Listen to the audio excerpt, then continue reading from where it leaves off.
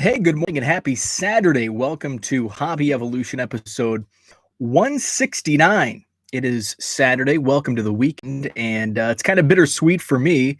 It would be I'd be, right now, I would be in a normal world. I would be heading down to stand in autograph lines at Cubs convention. Probably waiting in line for like a Steve Trout, Bob Dernier, Jim Bollinger, guys like that signing autographs throughout the day. Would probably be a little tired because I would have stayed out late last night after Kerry Wood's fundraiser, the Woody's Winter Warm-Up, which is always a fun time. I think I'm past the disappointment stage. Obviously, this weekend it's hitting close to home because you're seeing all the social media posts, the pictures. This would have been Cubs convention weekend, and all the fun that we have. But it was announced like back in July, August that it was going to be canceled for 2021. So I think my mourning stage has passed. The disappointment, I've had several months to digest the disappointment of not having a Cubs convention, and now waiting another entire year before we have, hopefully, fingers crossed, Cubs convention 2022. So that's what I would have normally been doing today. Good morning, Zach. So that's kind of a bummer. Yesterday, I did not go out looking for cards. Ryan, who is ripping one-handed on Twitter, he lives in my area. He went to the story that I wrote on my blog 2 weeks ago at 1millioncubs.com, that what one of our area targets is doing. You sign up, they text you. When you can come up, you check in, you get your allotment of one per each product. They did that again. Ryan was 25th in line. 25th in line. And he still was able to get one each of the NBA Hoops premium blasters. There's a red version and a blue version. He was able to get a Prism football blaster and like 3 cello packs. So Panini's got those presses running. So I had actually reached out. There's a couple people in my area on Facebook Marketplace that have a bunch of the NBA hoops. And I was working out a deal with a big bulk deal, but we just didn't come together on price. I'm glad it didn't work out because I'm now seeing all of what's being put out on shelves and what's available. It's being sold on the Target and Walmart websites. They've got those presses going. So I'm glad I didn't buy any on secondary prices. So I did not even the Target store closest to me. I thought about making a run right after work. That's about the time he normally stocks. I know last week he did it in the morning, but I was going to check that out just in case. And I figured, I've got enough going on. I've got too much to do this weekend anyway with shipping and stuff that I don't need to spend any time opening more. I've got all the premium stock Pulsars that I can still list. So I didn't make any retail runs. So today I wanted to talk about, no mail yesterday. I still have the mail from Big Shep, from Robert, in a mail from Iowa that I still need to put together. So I'll get that stuff counted at some point this weekend. So no Cubs mail yesterday. I did receive, I've been finding some deals on vintage wrestling magazines. I bought one from 1972, an Inside Wrestling with Andre the Giant. Before he was named Andre the Giant, he was Jean Ferret. So that was a pretty cool addition to the wrestling magazine collection. But today I wanted to talk about the value of a card, and this was inspired by a tweet I saw a couple nights ago. And they had pulled a Ryan Jensen Panini Contenders season ticket, I think, 1 of 1. So it's kind of the It's basically the, I guess you could call it the superfractor of Panini. And so he has it listed, I think, for 100, like shipped, it's like $104 on eBay. And somebody offered him $40. And so he said, would you sell this card for $40? And actually, it kind of received mixed reaction. Some people said, no way, that's a low ball. You'll get more from that. Some people said, yeah, that's probably right, around where it's probably valued. He did say he countered $70, and the person who submitted the offer declined right away. So I thought Ryan Jensen was a first round, and I think that's how he kind of qualified. This is a first round draft pick for the Cubs, and that was kind of the qualifier. So, diehard Cubs collector right here. So I thought, I didn't comment, but I'm actually going to write a blog post at some point about the value of a card. But since it's top of mind, I wanted to share here first. So kind of my thoughts on these cards.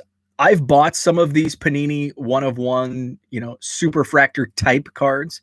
I'm still looking. I'm still looking for a Bowman Chrome first superfractor. Like that's the holy grail of superfractors. There's some out there that are one of ones. There's some superfractors out there that are overpriced. So I'm just looking for what's in the wheelhouse. And what is a fair price? I can't tell you because it depends on the player. Is it a first Bowman? And all that. But I bought some Paninis. I bought a couple last year. I think I bought an Adbert Alzolay. I bought an Aramis Adaman. And then I think a Richard Gallardo. I bought 3, and I think they were all from the same seller. And the price I got on those was, I think the Gallardo was like $20. I think I paid 30 or 35 for the Adaman, and the Alzolay might have been around the same, 35, $40. So $40 is actually probably, in my opinion, 40 is even overpaying for Ryan Jensen. And the card itself is, he's in a college uniform.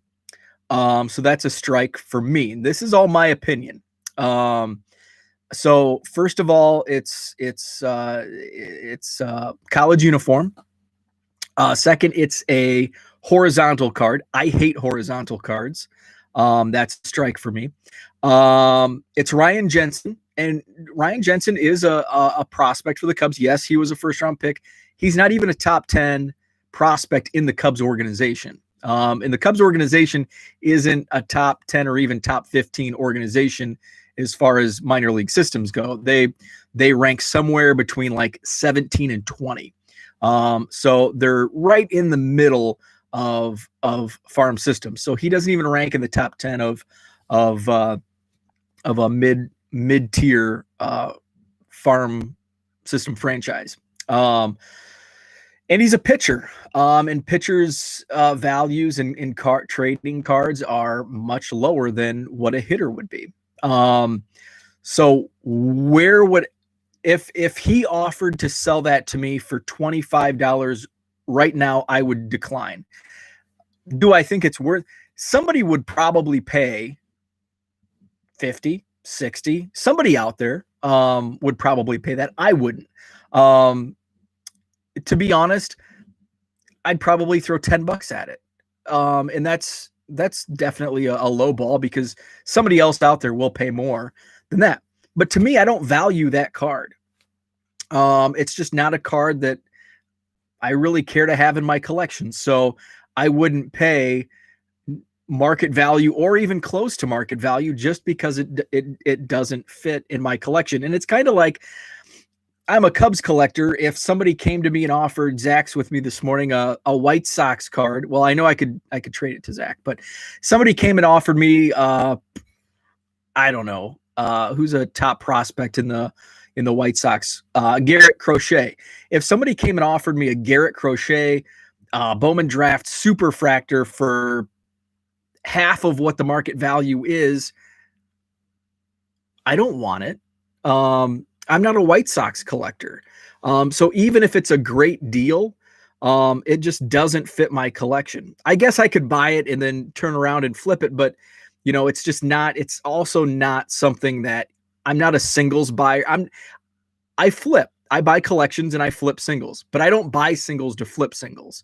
I'm more of obviously a volume guy. So if somebody offered me that at cheap, it's like, no, it doesn't fit my collection. B, it's not what I do.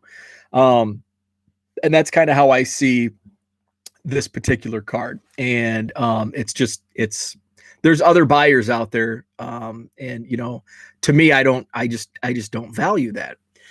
However, there are cards and items that I do value. Take for example, Earl Cunningham. And I'm gonna go to my bat. So I found a game used bat last summer of Earl Cunningham, who, like, I even wrote a blog post about this a couple of years ago. Earl Cunningham defines my childhood Cubs collecting. And 99% of people could care less about anything Earl Cunningham, whether it be a card or a game used piece of memorabilia. But to me, I value that because it reminds me of my childhood. And he was the very first in-person autograph I got at a card show at a Knights of Columbus Hall in value Earl Cunningham more than 99% of collectors. I put in a bid. I think the opening bid was like $5 or something. I can't remember, but it was pretty cheap. I put in a bid, and I think my initial max bid was like 50. And then I let it stew for a day, and I thought, would I pay more than $50 for an Earl Cunningham game used bat? Not even autograph, just game used. Heck yeah, I would. Because it's rare. And Herman, what's up? Good morning. Because it's Earl Cunningham. I have that personal collection as a collector, as a kid collector. And I do a lot of searches for guys like Ty Griffin and Earl Cunningham. And these are the types of items that pop up that are like holy grails to me, because they're so rare. And in all of my searches, I've never seen a game used piece of memorabilia for Earl Cunningham. Now, I don't search every single day, but I do, fairly often. So I went back. Brad, good morning. I did go late. I always go late on Saturdays and Sundays. I sleep in, and then I make coffee. And while I'm making coffee, I list cards on eBay. So I think I listed like 8 cards while the coffee was brewing. So yeah, I always go at about like 8:30, somewhere in there. So yeah, Saturdays and Sundays, I'm always late because I sleep in, make coffee, list a few cards on eBay. So I'm talking about the value of a card, and just an example I saw on Twitter the other night of a Panini 1 of 1 of a Cubs prospect, and how I don't value that card and others do. So Earl Cunningham, the game used bat, I put in that initial max bid of $50, and I thought, I came back to it a day or two later. I'm still the high bidder, a day left or so. I would pay a lot more. I would pay more than that for the bat. So I put in, I think my max bid was like $150 for an Earl Cunningham game used bat, because that's what I value. I valued that more than most people probably do. I don't think anybody would pay $100 or even $50 for a game used Earl Cunningham bat. I don't even think Earl reached AA. I think he peaked at high A. He was a first round draft pick in 1989. He was the year after Ty Griffin. So he was in 90 tops, 90 score. So I value that Earl Cunningham game used bat. And I ended up winning it at auction. I think I was the only bidder. So the opening bid got it $15, $20, but I was willing to spend $150 on that particular item, where I don't think anybody else in the world would. So that's kind of how, just because I don't value a card to the market value doesn't mean somebody else does. And I think that's why comps and, all that are important, because, there are people that, might pay more. And there are people that, even though that fits their wheelhouse of a collection, wouldn't. Just because it's a Cubs card, I get a lot of requests, and I turn a lot of requests down for either trades or buying cards, just because it just, even though I'm a diehard Cubs collector, not everything fits my collection. I like bulk and volume, and my goal is to reach 1 million cards, and that's goal number one.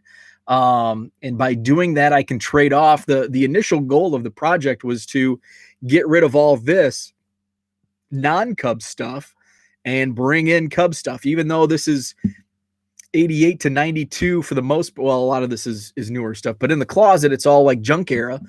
I can get rid of the junk era Yankees and White Sox and Cardinals, and then I can trade those for Cubs cards. And that was kind of the initial purpose of the 1 million Cubs project. At the time, I had about 1 million junky cards that I didn't want. And if I can trade 1 million junky cards for 1 million Cubs cards, hey, that's going to be fun. And it has been. And I do buy, pre-war Cubs cards, and pricing now has gone pretty high on a lot of stuff. So I haven't, but I love digging through quarter boxes and dollar boxes and dime boxes at card shows, and I can't wait to do that again soon. And I can pull out, the cards I was listing this morning, a pile of, maybe 10 cards. I'm pretty sure they came out of dollar boxes. It was a collection that I bought last summer. Actually, the guy that I basically bought his entire childhood and teenage collection a couple years ago from Craigslist.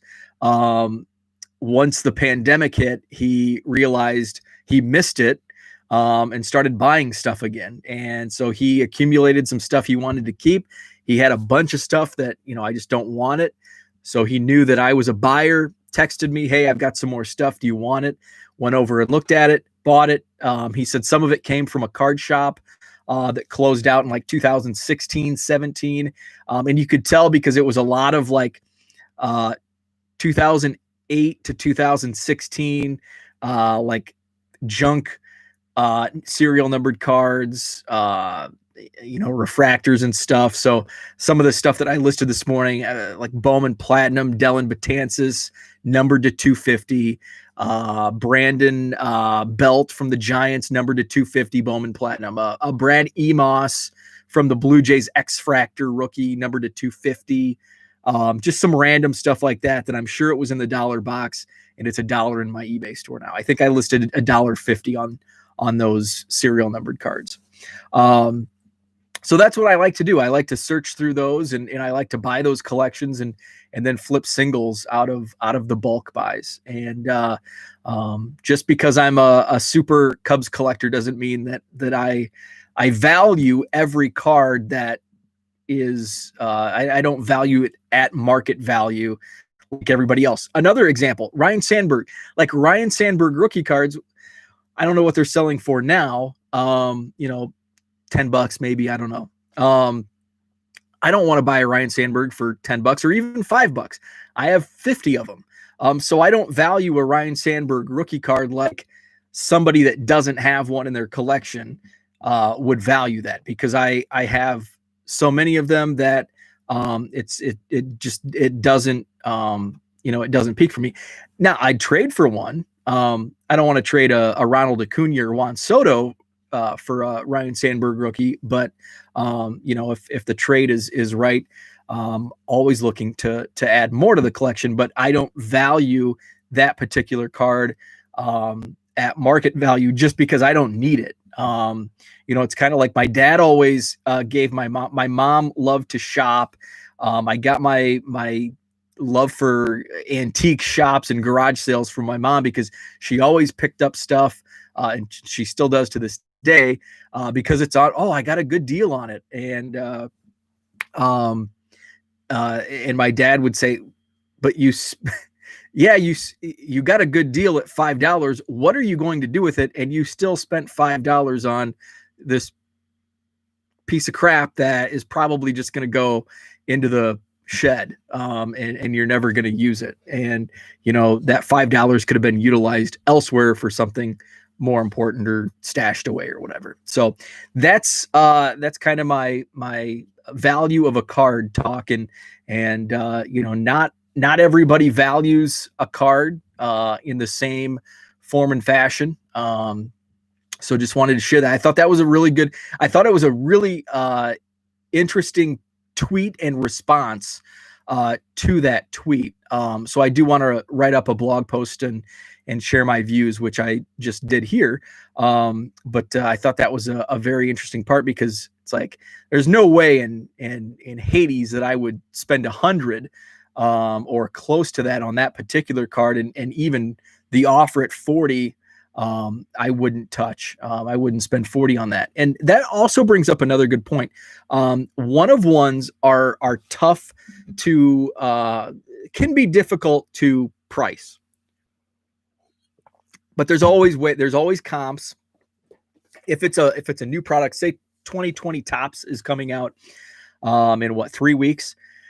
If you pull like a one of one within the first couple days of that release, it's really hard to comp, because it's a brand new product. First week, prices are always high.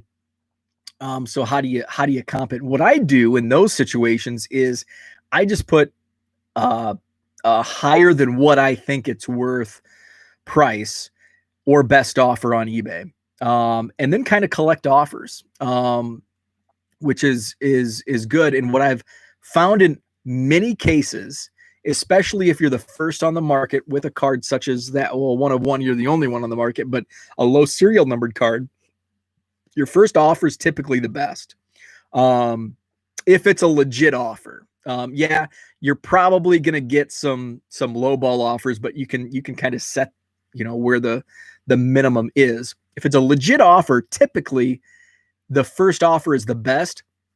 And I've gotten greedy in the past, and I've learned my lesson. It took a couple times, a few times maybe, because I got greedy, and I do the counter offer, and they'd come back, and you start playing that game. A lot of people don't like to do that. They have a price in mind, and I now, as a seller, I don't like to play that game anymore.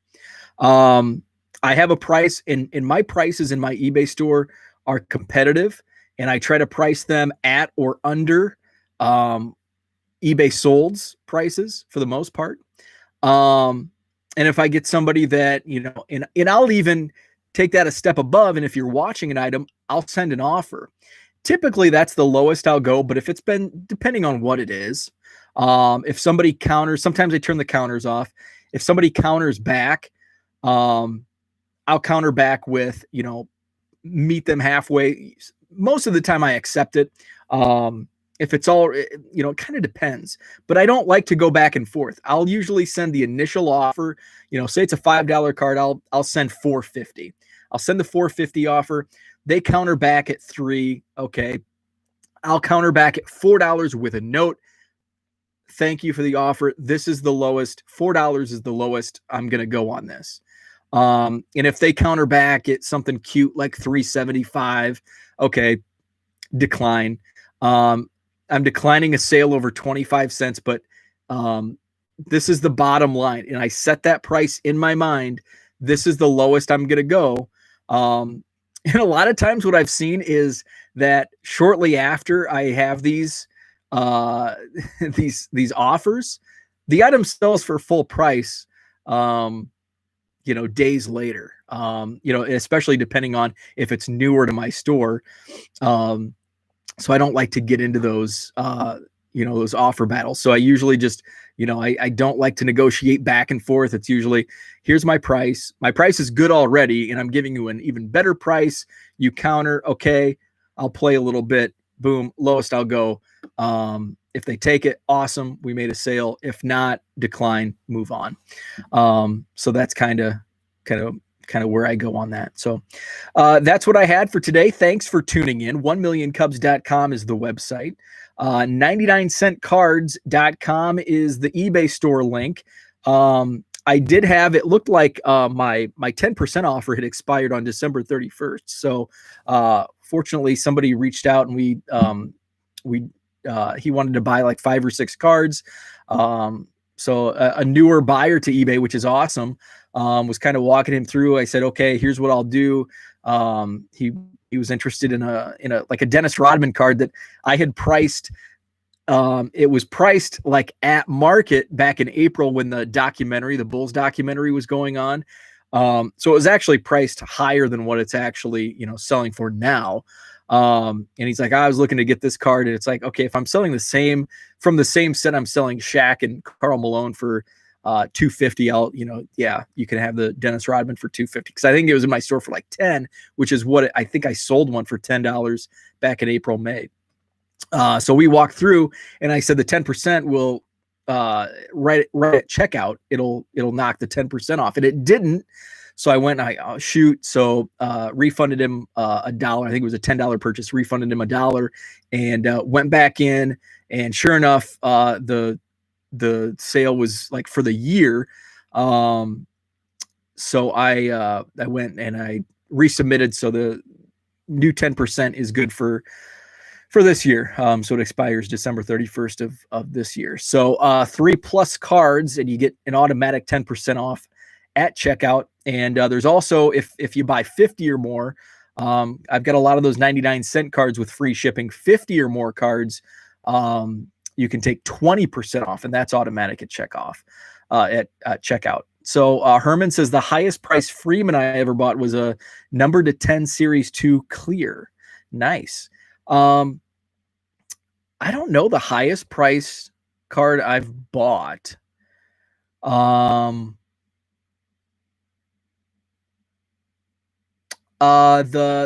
old Judge I have, 1887 old Judge, probably the most, and I think I spent around 150, 160 for that. But other than that, I don't even think I've spent 100 on very many cards, if any others. I'm trying to think. A lot of like my higher value cards now I bought early, like Javi Baez first chrome autos. I was buying for $10 back in 2011 and 2012. I've got the Javi Baez Bowman Aflac High School All-America auto. I think I paid like 40 or 50 for that. But it was like a $300 card about a year ago. So a lot of the stuff I bought my wheelhouse. I'm volume. So I'm buying a lot of low dollar cards, 50 and under. A lot of stuff. I guess I have bought a bunch of pre-war for around the 40, 50 mark, but not too many cards go above that. I was watching, there was one of my dream cards is Cap Anson, Allen and Ginter from like 1887 or 1888. There's been one on eBay for like $5,000. So that's like the holy grail. There was one that went to auction, slabbed, authenticated. I think it was graded 1.5.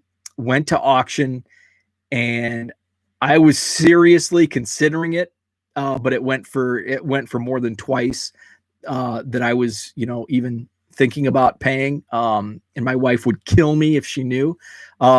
It ended up selling for like $2,100, I think, which is way more than what I would have wanted. But I think those cards are only gonna rise in value, even if it's right now they're kind of ascending faster than normal because of the market.